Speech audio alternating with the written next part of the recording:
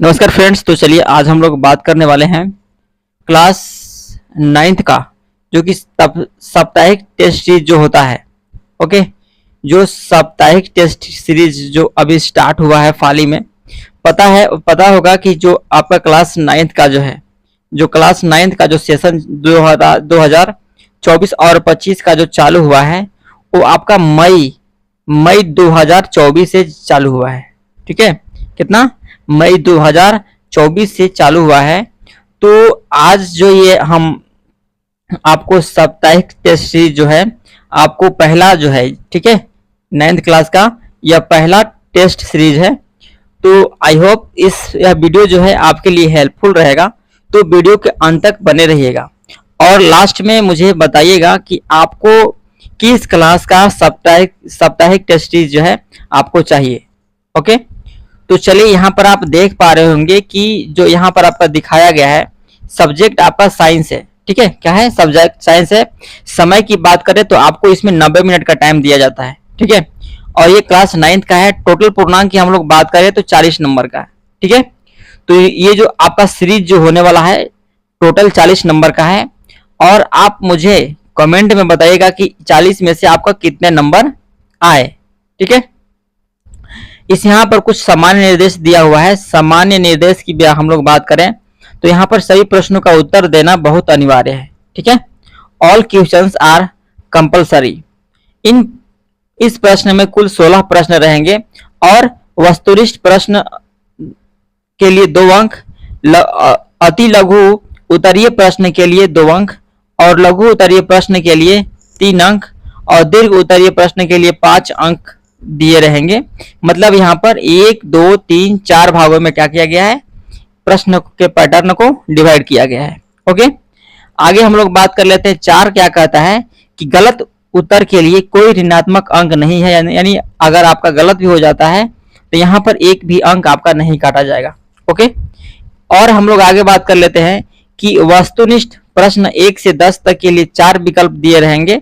Okay, सही विकल्प ABCD के रूप में चयन उत्तर पुस्तिका में आपको लिखना है। ठीक है, जो आपके पास कॉपी होगा उसमें आपको जो आपको सही लगे उसका उत्तर देना है।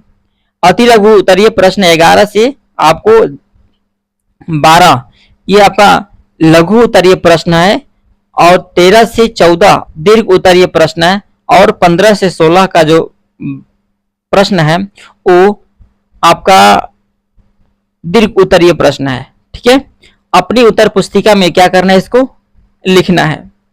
7वां नंबर की हम लोग बात करें, जो आपका निर्देश जो दिया हुआ है 7वां नंबर, आपका परीक्षा की समाप्ति से पहले किसी भी परीक्षार्थी को परीक्षा कक्ष से बाहर जाने की अनुमति नहीं होगा। यानी जब तक आपका एग्जाम खत्म नहीं होता है, ठीक है, टेस्ट खत्म नहीं होता है, तब तक आपको बाहर जाने की अनुमति नहीं है। यदि आप किसी कारणवश अगर ज्यादा आपका अर्जेंट हो तो आप शिक्षक की अनुमति लेकर के आप बाहर जा सकते हैं। ओके, तो चलिए हम यहाँ पर प्रश्न संख्या 1 की हम लोग बात करते हैं। तो पहले नंबर हम लोग ऑब्जेक्टिव क्वेश्चन की हम लोग बात करते हैं। ठीक है, ये ऑब्जेक्टिव क्वेश्चन क्या है कि 2 भिन्न पदार्थों के कणों का स्वतः मिलना क्या कहलाता है। यानी जब 2 भिन्न पदार्थ, अलग अलग पदार्थ जो है आपस में मिलते हैं तो उसको हम लोग क्या कहते हैं, तो उसको हम लोग विसरण कहते हैं। क्या कहते हैं? विसरण कहते हैं। और ये ऊर्ध्वपातन क्या है? ऊर्ध्वपातन जो होता है आपका कि वैसे पदार्थ, जब कोई ठोस पदार्थ सीधे गैस अवस्था में परिवर्तन हो जाता है तो उसको ऊर्ध्वपातन कहते हैं। वाष्पीकरण आपको पता होगा कि जल जब वाष्प बन करके जब उड़ने लगता है तो उसको हम वाष्पीकरण बोलते हैं। और आर्द्रता का मतलब हुआ कि वायु में जो जल के कण होता है उसको हम लोग बोलते हैं आर्द्रता। ठीक है, जो जल के कण होते हैं उसको हम लोग क्या बोलते हैं? आर्द्रता बोलते हैं। अब नेक्स्ट प्रश्न की हम लोग बात करें तो इसका जो सेकेंड नंबर प्रश्न है कि 0 डिग्री सेल्सियस पर वस्तु की भौतिक अवस्था क्या होता है। यानी कोई भी वस्तु की अगर जल की जो भौतिक अवस्था क्या होगी, मतलब अगर ये मान लीजिए जल है, अगर इसके टेम्परेचर जो अगर हम 0 डिग्री सेल्सियस कर दें तो इसका भौतिक अवस्था क्या होगा, तो इसका आंसर जो होगा आपका, ये आपका ठोस होगा। क्या होगा? ये आपका आंसर जो होगा आपका ठोस होगा। ठीक है, यानी 0 डिग्री सेल्सियस पर जो होता है आपका जल की भौतिक अवस्था, वो आपका सॉलिड के रूप में आएगा। ठीक है, सॉलिड मतलब ठोस के रूप में आएगा, जिससे बर्फ हो गया। बर्फ क्या है, एक प्रकार का ठोस है, तो उसका जो टेम्परेचर जो होता है वो कितना होता है, 0 डिग्री सेल्सियस पर होता है तब तक, इसलिए वह जमा हुआ रहता है। चलिए तो प्रश्न संख्या हम लोग बात कर लेते हैं 3 के। 3 प्रश्न क्या कहता है कि तापमान का सही मात्रक पूछ रहा है, ठीक है। तो तापमान के सही मात्रक की हम लोग बात करें, यानी SI unit of temperature is, यानी इसका दाब जो होता है किसका सही मात्रक होता है, तो ये होता है आपका पास्कल का, ये होता है आपका दाब, जो ये पास्कल जो है आपका दाब का सही मात्रक होता है। क्या होता है, दाब का सही मात्रक होता है। और न्यूटन किसका सही मात्रक होता है, तो ई जो होता है आपका भार का ऐसा ही मात्रक क्या होता है, न्यूटन होता है। ओके, और यहां पर केल्विन की हम लोग बात करें तो केल्विन जो होता है आपका तापमान का ऐसा ही मात्रक क्या होता है, तापमान। ओके, तापमान का ऐसा ही मात्रक जो होता है आपका केल्विन होता है। और ध्यान रहे कि जो सेल्सियस जो है, सेल्सियस का भी टेम्परेचर जो सेल्सियस जो भी है वो तापमान का ऐसा ही मात्रक है, ठीक है। यानी तापमान का सही मात्रक इसमें दोनों दिया हुआ है, यानी सेल्सियस भी दिया हुआ है, ठीक है, और केल्विन भी दिया है। ये दोनों किसका सही मात्रक है, तापमान का ही ऐसा ही मात्रक है, सेल्सियस और केल्विन। यानी इसका जो आंसर जो होगा ये केल्विन भी हो सकता है और सेल्सियस भी हो सकता है। ओके, क्योंकि तापमान का ही दोनों मात्रक है। ओके, तो चलिए हम लोग प्रश्न संख्या बात कर लेते हैं ये 4 की ओर। अब प्रश्न 4 क्या कहता है समझिएगा।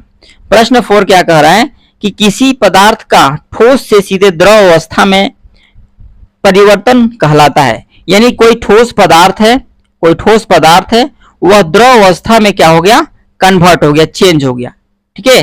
क्या हो गया, चेंज हो गया। अब ये ठोस से अगर द्रव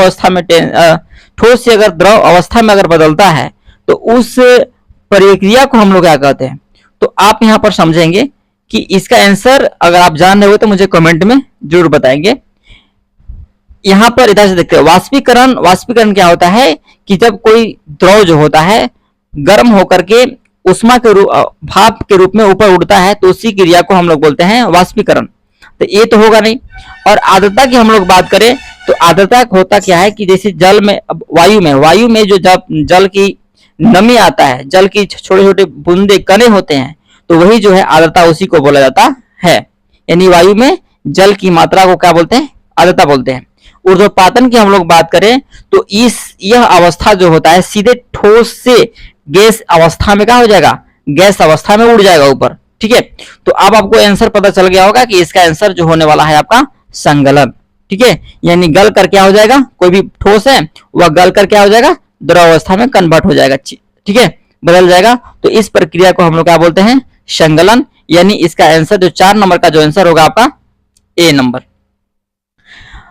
अब हम लोग 5 नंबर की हम लोग बात करें तो किसी पदार्थ का गैस से सीधे द्रव में परिवर्तन कहलाता है। यानी गैस का मतलब अगर वाष्पीकरण हो रहा है, ठीक है, और यह अचानक जो होता है यह पानी के रूप में क्या होता है, यहाँ पर जम जाता है, ठीक है, जल के रूप में कन्वर्ट हो जाता है।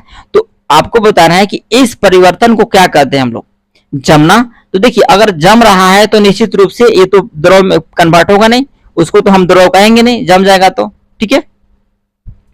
अब देखिए संगलन का मतलब होता है आपका कि कोई ठोस जो है, ठीक है, कोई ठोस जो है आपका द्रव में कन्वर्ट हो गया, ठीक है, कोई ठोस द्रव में कन्वर्ट हो गया। लेकिन यहां पर क्या है, गैस द्रव में कन्वर्ट हो रहा है, ठीक है, गैस द्रव में कन्वर्ट हो रहा है, तो ये भी आंसर नहीं होगा। ओके, ऊर्ध्वपातन का मतलब होता है कि कोई ठोस सीधे गैस अवस्था में परिवर्तन हो गया, या ठोस गैस में, लेकिन यहाँ गैस द्रव में कन्वर्ट हो रहा है, ये भी आंसर नहीं होगा। यानी इसका आंसर राइट होगा आपका संघनन। क्या होगा, आपका आंसर संघनन होगा। यानी 5 नंबर का जो आंसर होगा ये आपका D for dog is the right answer.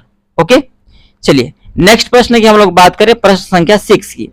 अब प्रश्न 6 क्या कहता है कि तरल अवस्था में परिवर्तन किए बिना, ठीक है, तरल अवस्था में परिवर्तित किए बिना ठोस अवस्था से सीधे गैसीय अवस्था में पदार्थों के रूपांतरण की प्रक्रिया क्या कहलाता है। यानी ठोस से सीधे गैस में जा रहा है, ठीक है, ठोस से सीधे गैस में कन्वर्ट हो रहा है, गैस में चेंज हो रहा है, तो उस प्रक्रिया को क्या कहते हैं? तो आर्द्रता तो हम आपको पहले ही बता चुके हैं, आर्द्रता तो होगा नहीं। ऊर्ध्वपातन, ऊर्ध्वपातन क्या होता है? ये ऊर्ध्वपातन भी हम बता चुके हैं कि ऊर्ध्वपातन जो होता है कि कोई भी ठोस पदार्थ क्या होता है, सीधे गैसीय अवस्था में कन्वर्ट होता है, ठीक है, यानी गैसीय अवस्था में चेंज होता है, तो इसको हम लोग बोलते हैं ऊर्ध्वपातन, यानी ये B for ball is the right answer, ठीक है। संकलन अभी आपको हम बताएं कि संकलन जो होता है ठोस से द्रव में कन्वर्ट हो जाता है, ठीक है, उसको संकलन बोलते हैं। वाष्पीकरण आपको बता चुके हैं, वाष्पीकरण भी नहीं होगा, ठीक है, यानी इसका आंसर क्या होगा? ऊर्ध्वपातन। चलिए नेक्स्ट हम लोग बात कर ले 7 नंबर प्रश्न की। वायु में विद्यमान जलवाष्प की मात्रा को क्या कहते हैं?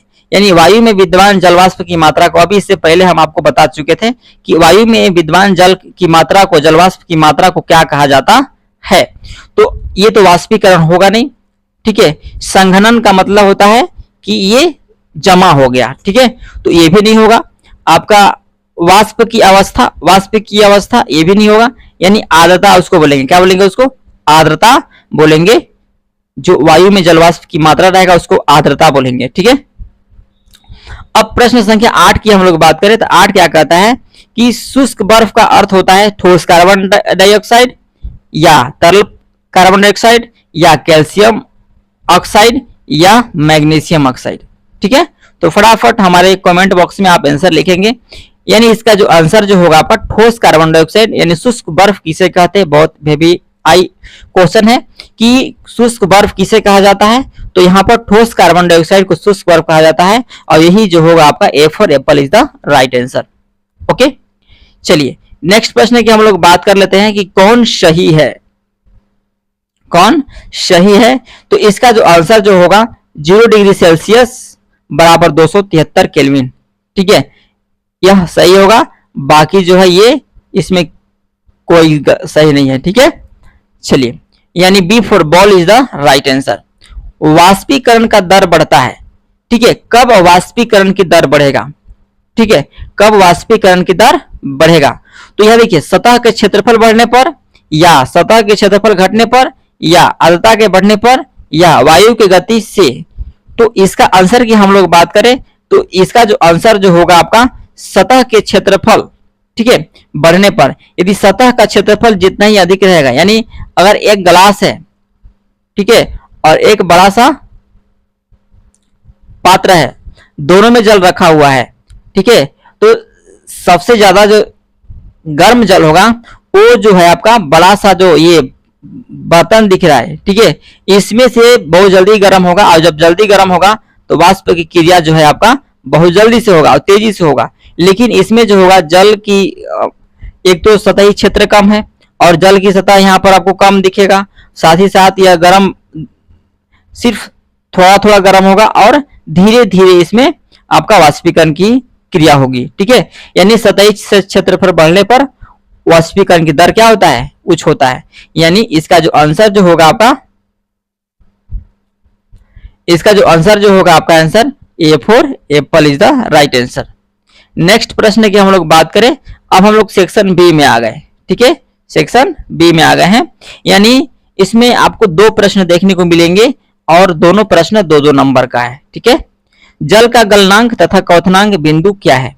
ठीक है, जल का गलनांक तथा क्वथनांक बिंदु क्या है? यानी गलनांक और क्वथनांक की हम लोग बात करें तो गलनांक का मतलब हम उसको कहेंगे गलनांक कि जब कोई ठोस पदार्थ जो होता है, ठीक है, जब कोई ठोस पदार्थ जो होता है द्रव अवस्था में क्या होता है? कन्वर्ट होता है, ठीक है, क्या होता है? द्रव अवस्था में परिवर्तित होता है, तो उसको हम लोग बोलते हैं गलनांक, ठीक है, क्या होता है? गलनांक। और क्वथनांक का मतलब हुआ कि जब कोई द्रव पदार्थ, ठीक है, द्रव पदार्थ उबलने लगता है, ठीक है, उबलने लगता है, तो उसको हम लोग बोलते हैं, ये जो द्रव जो है यह उबलने लगेगा, तो इसको हम लोग बोलते हैं क्वथनांक। क्या इसको हम लोग बोलते हैं? क्वथनांक बोलते हैं, ठीक है। जब यह उबलने लगेगा, उबलने लगेगा, इसको हम लोग क्या बोलेंगे? क्वथनांक बोलेंगे, राइट। चलिए 12 नंबर प्रश्न की हम लोग बात कर लेते हैं। तो निम्न पदार्थों को उनके कणों के बीच बढ़ते हुए आकर्षण बल के अनुसार व्यवस्थित करना है। नहीं, बढ़ते हुए आकर्षण बल यानी सबसे कम किस में होता है? तो सबसे कम आपकी हम लोग बात करें तो ये ऑक्सीजन में जो होता है सबसे कम होता है, क्योंकि ऑक्सीजन को अगर थोड़ा सा भी कहीं से अगर मौका मिले और निकल गया किसी वस्तु या किसी सिलेंडर से, ठीक है, तो वो क्या होता है, बहुत तेजी से वायुमंडल में फैल जाता है। तो एक नंबर पर हो गया। दो नंबर पर क्या होगा? जल होगा। क्या होगा? जल होगा, क्योंकि अगर एक गिलास जल है, एक गिलास जल को अगर हम थोड़ा जमीन पर अगर गिराते हैं तो ये जो है आपका जल जो है कुछ दूर तक क्या हो जाता है, आपका फैलाव हो जाता है। ठीक है, कुछ दूर तक आपको फैलाव हो जाता है। तो यहां पर इसमें क्या होता है, आपका आकर्षण बल कम होता है। किसकी अपेक्षा? चीनी की अपेक्षा। और 3 नंबर पर आपका क्या होगा? चीनी होगा, क्योंकि अगर आप एक गिलास चीनी को अगर आप जमीन पर बिखेरते हैं तो वह कुछ ही दूरी तक क्या होगा, कुछ ही दूरी तक वो आपका बिखराव होगा। ओके, जल की अपेक्षा, यानी जल अधिक दूरी तक फैलेगा लेकिन चीनी कम दूरी तक फैलेगा। ठीक है, तो यहां पर आपको पता चल गया आंसर। यानी 1 नंबर में आपका ऑक्सीजन होगा, 2 नंबर में आपका जल होगा और 3 नंबर में आपका चीनी होगा। राइट, चलिए तो नेक्स्ट हम लोग प्रश्न की बात करें, प्रश्न संख्या 13 यानी सेक्शन सी की बात करते हैं। इसमें 2 प्रश्न है और प्रत्येक प्रश्न आपको 3 नंबर देखने को मिलेगा। ओके, तो अब प्रत्येक प्रश्न 3 नंबर देखने को मिले, तो इसमें सबसे पहले जो है आपको फॉर्मूला पर फोकस करना है। ठीक है, अब फॉर्मूला पर फोकस कैसे करेंगे इस पर आपको पता होगा, ये इसका फॉर्मूला क्या होता है। तो एक फॉर्मूला होता है, आप ध्यान रखिएगा कि ये है केल्विन, हमको बदलना है सी में। क्या में? सी में बदलना है। तो यानी सी इक्वल टू होता है के माइनस 273। कितना होता है? सी माइनस 273। ये जो होता है आपका एक सूत्र होता है, इसको आप हमेशा याद रखेंगे। सी बराबर होता है के माइनस 273। यानी अगर हमको यहां पर क्या निकालना है, सेल्सियस इकाई में परिवर्तित करना है, यानी सी बराबर क्या करेंगे, के का मान 293 दिया हुआ है। ओके, और 273 हो गया। ठीक है, यहां पर क्या करेंगे, 293 में से 273 घटाएंगे तो आपका आएगा आंसर 20 डिग्री सेल्सियस। ओके, यानी इसका राइट आंसर जो होगा आपका 20 डिग्री सेल्सियस होगा। ओके, आई होप इस चीज को आप अच्छे तरह से समझ गए होंगे। अगला प्रश्न की हम लोग बात करते हैं, जो प्रश्न है 13 नंबर का जो प्रश्न है आपका बी, इसमें भी क्या करना, वही करना है। यानी सी बराबर जो होता है आपका के माइनस 273 होता है, यानी के का वैल्यू यहां पर दिया हुआ है 470 माइनस आपका 273। अब क्या करेंगे, हम इसको घटाएंगे तो ये 10 में ले 3 जाएगा, 7 बचेगा। 6 में ले, अब 6 में ले 7 तो घटेगा नहीं, हासिल लेंगे तो 16 में ले 7 खत्म, तो कितना होगा यहाँ पर 9। अब यहाँ 3 बचा, 3 में ले 2 खर्च 1 हुआ। यानी इस तरह से जो इसका 197 डिग्री सेल्सियस जो है, यही आपका राइट आंसर होगा। ओके, यही आपका राइट आंसर होगा 197 डिग्री सेल्सियस। चलते हैं हम लोग नेक्स्ट प्रश्न में। नेक्स्ट प्रश्न आपका है प्रश्न संख्या 14। उबलते हुए जल अथवा भाप में से जलने की तीव्रता किसमें सबसे अधिक होगा? तो देखिए, एक उबलता हुआ जल है और एक भाप है। ठीक है, एक भाप है, उसमें जलने की जो तीव्रता है किसमें अधिक महसूस हम लोग करेंगे, उबलते हुए जल में या भाप में? तो इसका जो आंसर जो होगा, हम भाप में जो है जलने की जो तीव्रता जो होता है अधिक हम लोग महसूस करते हैं। क्यों महसूस करते हैं? क्योंकि इसमें गुप्त उष्मा क्या होता है, संगलन की गुप्त उष्मा जो होता है अधिक होता है भाप में। ठीक है, उबलते हुए जल की अपेक्षा, इसलिए भाप में जलने की जो हम लोग महसूस करते हैं वो अधिक करते हैं। ओके, चलिए प्रश्न संख्या हम लोग 15 की बात कर लेते हैं। 15 प्रश्न क्या कहता है, जो कि सेक्शन डी है। ठीक है, क्या है सेक्शन डी। अब इसमें आपको 2 प्रश्न है और इसमें आपको एक प्रश्न 5 नंबर के, 2 प्रश्न 10 नंबर का देखने को मिलेंगे। ठीक है। तो पदार्थ की कणों की अवस्थाएं विशेषताएं पूछ रहा है, यानी पदार्थ के कणों की क्या विशेषताएं होती हैं। What are the characteristics of the particles of matter, ठीक है, यानी 5 गो आपको विशेषता लिखना है इसका, यानी 5, ठीक है। अब यहां पर देखिए, इसका हम लोग आंसर की बात करें तो पदार्थ के कणों की विशेषता क्या है कि पदार्थ के कण किसी भी पदार्थ में घुलनशील होते हैं। पदार्थ के कण बहुत तेजी से गति करते हैं, ठीक है। पदार्थ के कण जो होते हैं बहुत तेजी से गमन करते हैं। पदार्थ के कण जो होता है एक दूसरे को आकर्षित। चलिए प्रश्न संख्या हम लोग 15 की बात कर ले। 15 प्रश्न संख्या क्या कहता है कि पदार्थ के कणों की विशेषता बताना है, ठीक है।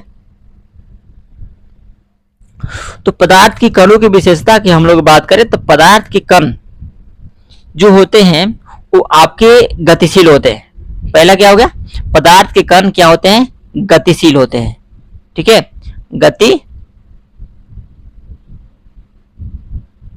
गतिशील होते हैं। पदार्थ के कण क्या होता है, गतिशील होते हैं। पदार्थ के कणों में गतिज ऊर्जा पाई जाती है, ठीक है। इसमें क्या पाया जाएगा, गतिज ऊर्जा पाया जाएगा, गतिज ऊर्जा पाया जाएगा, ठीक है। और इसमें पदार्थ के कणों के बीच रिक्त स्थान होता है। क्या होता है,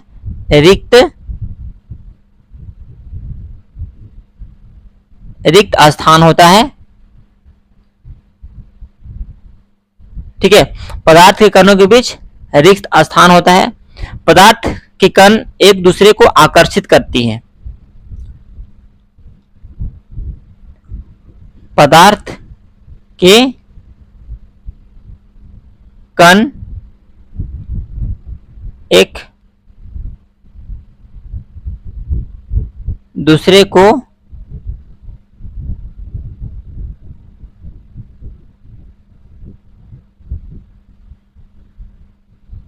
आकर्षित करती है, ठीक है। यहां हाई लिख देते हैं। पदार्थ कण क्या करते हैं, एक दूसरे को आकर्षित करते हैं, ओके। तो ये चीज आपको समझ में आ गया। और 1 नंबर, 2 नंबर, 3 नंबर, 4 नंबर हुआ। एक हम लोग और बात कर रहे हैं, तो एक जो होगा आपका पदार्थ के कण एक दूसरे में स्वतः घुल जाते हैं, ठीक है। यानी पदार्थ के कण जो होते हैं एक दूसरे में घुल जाते हैं,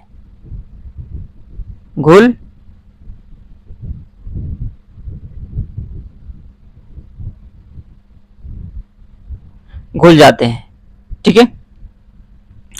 तो ये रहा आपका 15 का आंसर। अब हम लोग 16 देखते हैं। तो 16 जो है आपका तापमान। तापमान का सही मात्रक की हम लोग बात करें तो इसका मात्रक जो होता है केल्विन होता है, ठीक है। लंबाई का सही मात्रक की हम लोग बात करें तो मीटर होता है। और संहति का सही मात्रक की हम लोग बात करें तो आपका इसमें केजी होगा। क्या होगा, संहति का सही मात्रक क्या होगा आपका, केजी होगा, ओके। यहां पर लिखते हैं केजी। भार के सही मात्रक की हम लोग बात करें तो न्यूटन होता है।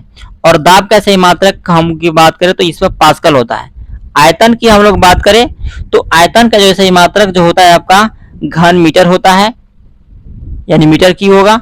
और घनत्व के सही मात्रक तो की हम लोग बात करें तो इसका मात्रक जो होता है किलोग्राम प्रति घन मीटर, यानी केजी प्रति घन मीटर होता है।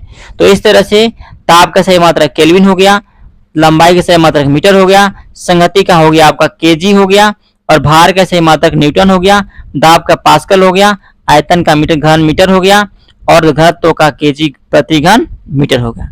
इस तरह से ये हुआ आपका सेशन समाप्त। उम्मीद करते हैं कि ये सेशन आपको अच्छा लगा होगा। यदि और नेक्स्ट हमको बताइएगा कि नेक्स्ट किस टॉपिक पर आपको वीडियो चाहिए, ओके।